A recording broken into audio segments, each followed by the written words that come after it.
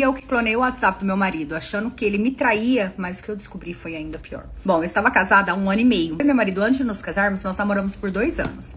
E assim, eu posso dizer que foi o casamento dos sonhos, sabe? Nós planejamos tudo, foi a coisa mais linda, era um sonho que eu tinha realizado. Até que após 1 ano casados, o meu marido ele começou a ter umas atitudes estranhas. Porque assim, nós nunca fomos de mexer no celular um do outro, tal, sabe? Nunca escondemos nada também um do outro. Nós tínhamos a senha um do outro, só que eu nunca precisei mexer no celular dele, ele também nunca mexeu no meu. Só que após esse período, ele começou assim, toda vez que estava perto de mim, ele deixava o celular com a tela virada pra baixo, sabe? Sempre no silencioso.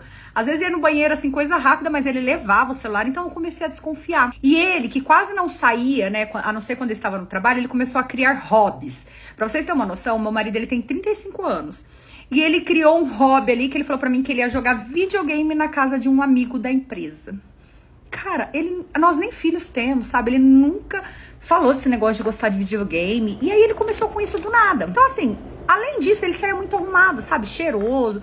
Então na minha cabeça, ele estava me traindo com alguma mulher. Então foi quando eu comentando isso com uma amiga minha da empresa, ela falou assim, por que você não clona o celular dele? E eu nem sabia, né? Então ela me explicou tudo certinho como que funcionava. E eu fui e clonei. E como assim, ele era bem leigo, sabe, em questão assim de WhatsApp, essas coisas, mesmo que ficava aparecendo lá que tinha outro aparelho conectado, ele acabou assim nem vendo, não precisou muito tempo. Já no segundo dia que eu estava com o celular dele clonado ali, né, com o WhatsApp dele clonado, teve um momento que ele foi pro banheiro, ele levou o celular, e nesse momento eu ali na sala mesmo, eu já abri e comecei a olhar as conversas ali, na hora que ele já tava conversando mesmo, né, e ele começou a conversar, teve um momento que ele foi pro banheiro, ele levou o celular, e nesse momento, eu ali na sala mesmo, eu já abri e comecei a olhar as conversas ali, na hora que ele já tava conversando mesmo, né? E ele começou a conversar com esse amigo, que ele ia jogar videogame. Na hora que eu vi o teor da conversa, de fato, meu marido, ele estava me traindo, só que não era contra a mulher. E sim, com esse amigo dele. Gente, meu marido, ele tava enviando nudes pra esse amigo.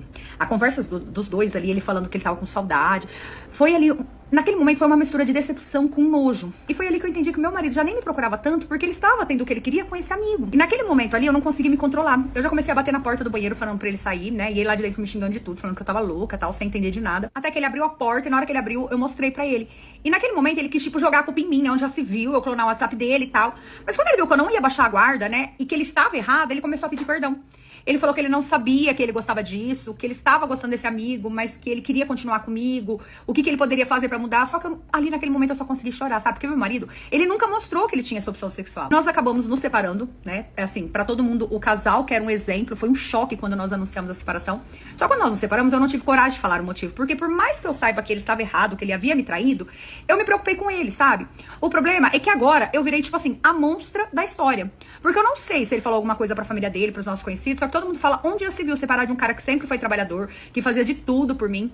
Então eu não sei, né, se ele falou realmente alguma coisa ou se as pessoas apenas estão imaginando. E tem hora que realmente me dá vontade de falar, sabe, o motivo. Só que eu não contei nem pros meus pais, né. Eu só falei que aconteceu, que a gente não tava dando mais certo, que a gente brigou.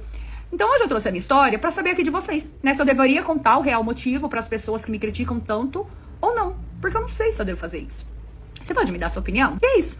Essa é a minha história.